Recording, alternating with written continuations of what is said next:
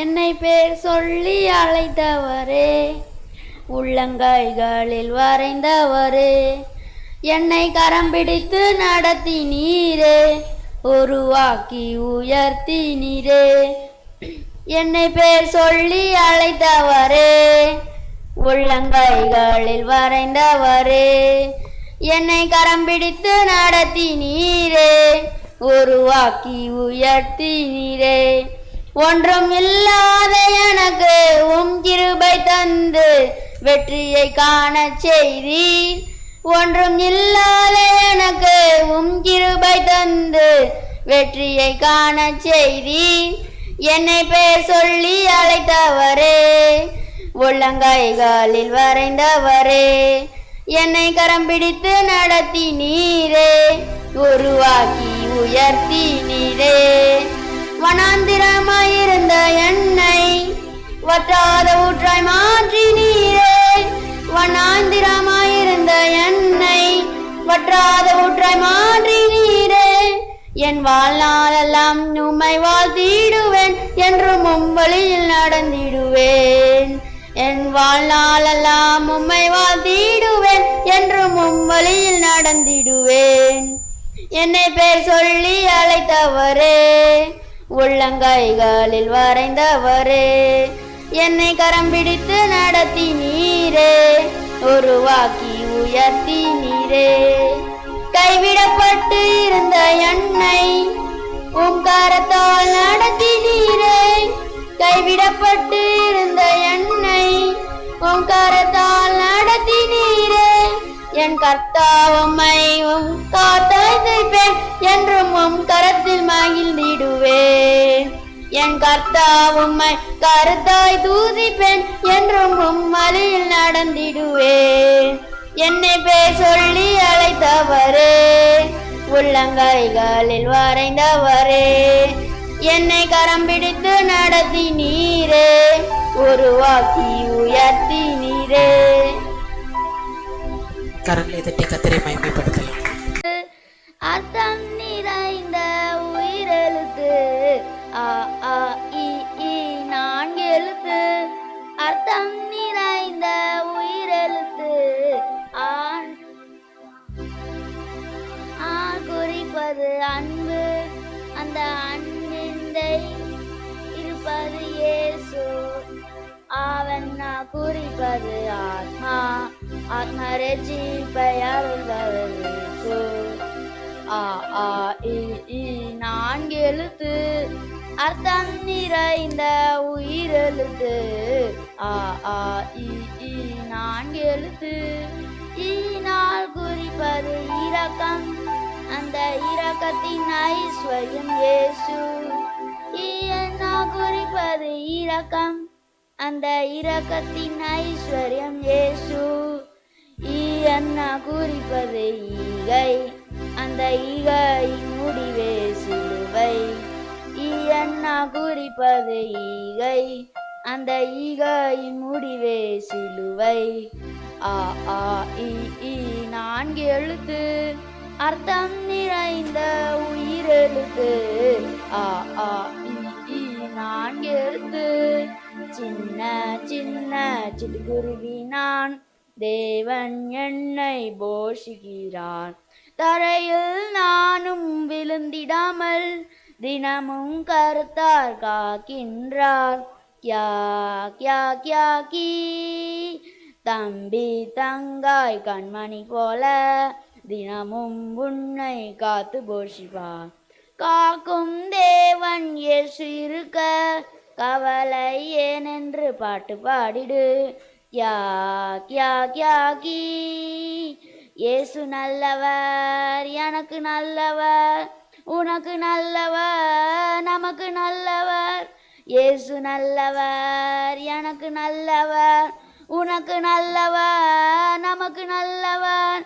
Kiang Kiang Kiang Kiang Kiang Kiang Kiang Kiang Kiang Kiang.